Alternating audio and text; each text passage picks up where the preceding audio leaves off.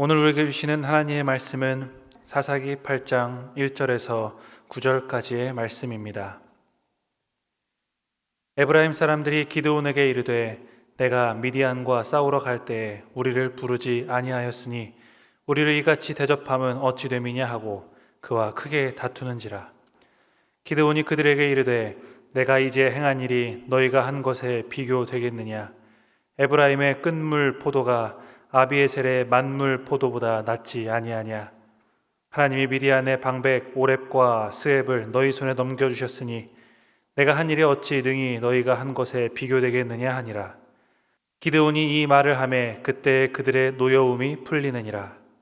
기드온과 그와 함께한 자 300명이 요단 강에 이르러 건너고 비록 피곤하나 추격하며 그가 숫곳 사람들에게 이르되 나를 따르는 백성이 피곤하니 청하건대 그들에게 떡덩이를 주라. 나는 미디안의 왕들인 세바와 살문나의 뒤를 추격하고 있노라 하니 숫곳의 방백들이 이르되 세바와 살문나의 손이 지금 내 손 안에 있다는 거냐. 어찌 우리가 내 군대에게 떡을 주겠느냐 하는지라. 기드온이 이르되 그러면 여호와께서 세바와 살문나를 내 손에 넘겨주신 후에 내가 들가시와 찔레로 너희 살을 찢으리라 하고 거기서 분우엘로 올라가서 그들에게도 그같이 구한즉 분우엘 사람들의 대답도 숫곳 사람들의 대답과 같은지라. 기드온이 또 분우엘 사람들에게 말하여 이르되 내가 평안히 돌아올 때 이 망대를 헐리라 하니라. 아멘.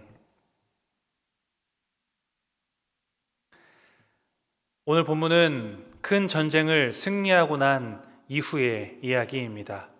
8장 1절의 시작 부분을 보시면 에브라임 사람들이 기드온에게 찾아와 이야기를 하는 그런 내용이 나오는데요. 내용의 요지는 이렇습니다. 왜 미디안과 싸우러 갈 때 우리를 부르지 않았소? 우리를 이렇게 대접하는 것이 이게 말이 됩니까? 큰 전쟁을 성공적으로 마치고 온 기드온에게 그냥 따지는 정도가 아니라 심하게 대드는 표현으로 지금 말하고 있는 겁니다. 기드온이 에브라임 사람들을 데려가지 않은 이유가 있었습니다. 먼저는 하나님께서 전쟁에서의 그 군사를 300명으로 제한을 하셨고 선별하시어 데려가셨기 때문입니다. 두 번째로는 거리상으로 다른 지파들 므낫세나 이사갈, 스불론, 납달리, 아셀 지파 등 이런 지역들은 가까웠고 이 에브라임은 매우 멀었었던 그런 지리적인 이유가 있었습니다. 기드온은 하나님께서 하신 대로, 시키신 대로 했을 뿐입니다. 그러니 별로 잘못은 없습니다. 그런데 에브라임 사람들이 찾아와서 기드온에게 크게 화를 내는 것이죠. 그럼 무슨 명분으로 이 에브라임이 이런 태도를 보일 수 있었느냐? 그것은 전쟁의 막바지에 미디안의 지역장들인 오렙과 스앱을 죽였기 때문입니다. 그러니까 이런 겁니다. 우리 지파가 어떤 지파인데 이런 취급을 하느냐? 우리가 오렙과 스앱도 죽였어? 이거 왜 이래? 라면서 막 따지는 모습, 상황이 그려지시죠? 물론 적장들을 처리한 것, 이것은 큰 공입니다. 놀라운 전과를 세운 것이죠. 만약 이들이 처음부터 전쟁에 참여했었다면 전력상 큰 보탬이 되었을 것이 분명합니다. 하지만 지금 이들의 태도가 그다지 좋아 보이지 않는 그런 이유가 있습니다. 왜냐하면 심하게 이 대들기에는 그들이 전에 취했었던 그런 모습들이, 그런 자세가 좀 걸리기 때문입니다. 지금 매우 자존심 상해하면서 기분 나빠하는 태도를 보이고 있습니다. 만약 그렇게 강력하고 자존심이 센 지파였다면 마지막에 와서 공을 세우고 큰 소리를 칠 게 아니라 이 전쟁이 있기 전 7년이라는 시간 동안 미디안에게 이스라엘이 학대를 당했을 때 그때부터 움직였어야죠. 강자에게는 약한 모습을 보이며 숨어 있었고 지금 전쟁이 다 일단락이 된 상태에서 자신들보다 약자의 위치에 있는 기드온에게는 강한 모습을 보이는 이런 태도 별로 좋아 보이지 않습니다. 운전을 할 때 블랙박스에 녹화된 내용들, 그 영상들을 보여주는 TV 프로그램이 있습니다. 다양한 사고 현장들을 보여주는데요. 그 중에 자주 등장하는 그런 모습이 어떤 모습이냐면 보복 운전을 하는 사례들입니다. 자기 앞으로 불쑥 누가 끼어들거나 또 뒤에서 큰 소리로 경적 소리를 계속 냈다거나 뭐 이런 여러 가지 이유들을 통해서 감정이 폭주해서 상대 차를 앞지르고 또 심지어는 앞을 막은 뒤에 욕설과 위협을 하는 그런 모습들이 종종 나오게 됩니다. 분노를 조절하지 못하는 그런 사람들의 특징들, 공통점들을 보니까 상대 차량이 작거나 자신의 차량보다 값이 떨어지거나 이런 경우들, 자기가 이 사람보다 우위에 있다라고 생각하는 그런 경우들입니다. 또 여성 운전자의 경우 또 이런 태도를 보이는 경우가 많았습니다. 전형적으로 약자에게 강하게 대하는 그런 모습이지요. 그런데 웃긴 것은 덩치가 큰 사람이 차에서 내리거나 팔과 다리에 문신이 빼곡한 사람이 내리게 되면 그 분노가 눈 녹듯이 사라진다라는 겁니다. 강자에겐 약한 모습을 보이는 것이죠. 그래서 그런 사람들을 비꼬는 말로 분노 조절 장애가 아니라 선택적 분노 조절 장애 아니냐라는 말들을 합니다. 상대 봐가면서 하는 것이 무슨 분노 조절 장애냐? 그리고 분노 조절 장애라는 말도 사실 맞지 않다. 사람에 따라서 바뀌는 거니 분노 조절 잘해라고 바꿔 말해야 되는 거 아니냐라면서 사람들은 비꼽니다. 에브라임이 큰 소리를 내는데 떳떳하려면 진작에 미디안을 향해서 용기를 냈었어야죠. 하지만 하나님께서 항아리와 횃불로 이미 다 승리해 놓으신 전쟁에서 패전병들을 잡은 것으로 자신들의 목소리를 내고 핏대를 세우는 것, 그것은 옳지 않습니다. 그런 에브라임을 기드온은 잘 타이르고 다독입니다. 내가 한 일에 비해서 너희들이 한 것이 훨씬 더 큰데 그것을 어찌 비할 바가 되겠느냐? 모든 공이 자네들에게 있습니다 라면서 공로를 치하합니다. 기드온의 성숙하고 지혜로운 대처의 모습입니다. 시기심이 가득 찬 에브라임의 모습 뒤에 기드온의 이런 지혜로운 모습은 읽는 우리로 하여금 마음을 편하게 해줍니다. 그런데 이 기드온의 좋은 모습은 여기까지입니다. 아쉬움이 드러나는 모습들이, 그 행동들이 4절부터 나오게 됩니다. 기드온과 300 용사가 매우 피곤하고 지쳐있는 상태였습니다. 그럼에도 요단을 건너갑니다. 이들이 강을 건너는 이유는 미디안의 왕들인 그 방백들인 세바와 살문나를 잡으려 하기 위함이었습니다. 문제는 이 추격전 가운데 하나님의 거룩한 전쟁이라는 성격은 희미해지고 기드온 개인의 판단과 감정이 많이 드러난다라는 점입니다. 그 예를 6절부터의 내용들을 통해서 우리가 볼 수 있습니다. 부하들이 지금 배고픔이 극에 달하 있는 상황에 처해 있습니다. 그래서 숫곳과 분우엘 지역 사람들에게 음식을 요청했습니다. 그런데 기드온의 이 청을 거절합니다. 그 이유는 지금 이 숫곳과 분우엘 두 지역은 미디안의 길목에 위치해 있는, 미디안으로 가는 그 길목에 위치해 있는 지형적인 특징이 있습니다. 그렇기 때문에 이 6절의 표현처럼 이들이 말하는 것처럼 세바와 살문나를 죽였습니까?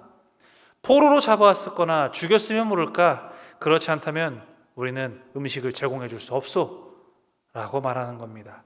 확실하지 않으면 우리는 우리의 목숨을 담보로 여러분들 도와줄 수 없습니다 라고 말하는 겁니다. 같은 민족으로서 당연히 도와야 하는 상황이었죠. 하지만 지리적인 상황상 이들의 사정이 또 있었던 것입니다. 그런데 기드온이 이 말을 듣고 분노하여서 복수를 선언합니다. 그게 7절에서 9절까지의 내용입니다. 그런데 이렇게까지 강경하게 대할 그런 정도의 내용은 아니었습니다. 기드온의 태도는 앞서서 에브라임 지파를 대할 때와는 사뭇 다른 느낌을 우리에게 줍니다. 중간에서 지혜롭게 관계를 조율하던 모습은 다 사라지고 순간의 감정에 사로잡혀서 복수의 눈이 먼 그런 모습을 보여줍니다. 작은 마을에 불과한 이들이었습니다. 당시 각 지파들 간의 유대감이 부족한 그런 상황이 있었고, 연합하지 못했었던 그동안의 모습들을 비추어 봤을 때 아쉬움이 있지만 그럴 수도 있는 그런 모습입니다. 지혜롭게 대처했어야지요. 하지만 강한 지파 에브라임과의 그 대화랑은 많이 다르게 약소한 마을에게는 강하게 대응하는 모습이 나옵니다.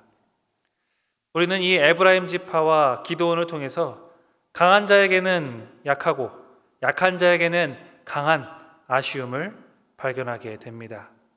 상대를 따라서 달라지는 태도와 감정은 상처를 주고 실수를 유발하게 됩니다. 그러기에 우리에게 필요한 것은 겸손함입니다. 승승장구하고 있을 때 더욱 조심해야 하는 법이죠. 기드온은 큰 승리 후 자신감을 얻었지만 그와 함께 자신의 힘을 과시하게 됩니다. 그래서 5절에 나를 따르는 백성이라고 하면서 하나님의 거룩한 전쟁을 위한 300명의 군사들을 자신의 백성이라고 칭하게 되지요. 하나님의 백성들 아닙니까? 그런데 자신이 마치 왕이 됩니다. 내가 주인공이 될 때 겸손함을 잃어버릴 수 있음을 기억하고 우리의 모습을 돌아볼 수 있어야 합니다. 또 이 숙곡과 분우엘의 태도를 통해서도 우리는 생각할 수 있습니다. 그들의 입장을 우리가 충분히 이해할 수는 있겠습니다. 그들 역시 당연히 사정이 있었던 것이죠. 하지만 이들의 실수도 있습니다. 그것은 무엇이냐면 이 전쟁이 하나님의 전쟁임을 망각하고 있다라는 겁니다. 그들의 눈에 보기에는 300명의 군사가 초라해 보였을 것입니다. 그러니 지금 쫓고 있는 이 방백들을 못 잡을 것이다. 못 잡을 경우에 우리가 그들의 공격 속에서 어떻게 대비할 수 있겠느냐라고 생각했겠지요. 하지만 하나님이 용사가 되시어 출정하고 계심을 이들은 놓치고 있었던 것입니다. 하나님의 역사하심을 믿고 협조를 구하는 이들을 도와야 했던 것이 맞는 행동입니다. 나의 판단이나 나의 감정이 하나님보다 앞설 때 탈이 납니다. 오늘 본문에 나오는 에브라임 지파 그리고 기드온, 숙곡과 분우엘 이들의 모습 속에서 우리의 연약한 모습들이 있지는 않은지 우리가 발견해보고 하나님 앞에 겸손히 서며 주님이 주인 되십니다. 주님이 왕이십니다. 주님이 나의 이 치열한 전쟁 같은 삶 가운데 용사가 되시어 우리를 이끌어가고 계십니다 라는 것을 인정하실 수 있으시기를 바랍니다. 그렇게 우리의 삶에 주님을 앞세워 승리로 나아가는 성도님들이 되시기를 주님의 이름으로 축복합니다. 이 시간 말씀을 생각하시며 기도하겠습니다. 하나님, 내 삶의 주님이 왕이시며 우리를 이끄시는 분이심을 잊지 않고 인정하게 하여 주옵소서. 주님의 역사하심을 의심치 않고 온전히 신뢰할 수 있는 믿음 주시옵소서. 강자에게 약하고 약자에게 강한 사람들이 아닌 누구에게나 공평하고 하나님의 성품으로 그들을 대할 수 있는 우리의 성숙함을 허락하여 주옵소서라고 이 시간 말씀을 생각하면서 함께 기도하겠습니다. 기도합니다. 하나님, 우리의 삶의 승리는 주님으로부터 오신 것임을 기억하게 하여 주시옵소서. 나의 감정에 취하고 내 판단이 무조건 옳다 여기며 하나님의 일하심을 인정하지 않는 우를 범하지 않게 하여 주시옵소서. 또 하나님의 성품을 닮아 강자든 약자든 사랑으로 동일하게 대하는 지혜와 성숙함을 허락하여 주시옵소서. 하나님 또한 계속해서 우리 교회와 또 우리 교회 사역 또 이 나라를 위해서 기도합니다. 담임 목사님과 이어 모든 교역자들을 지켜주시고 멀리 출사 중이신 담임 목사님을 교역단에 강건하고 모든 사역 가운데 계속 능력으로 붙들어 주시옵소서.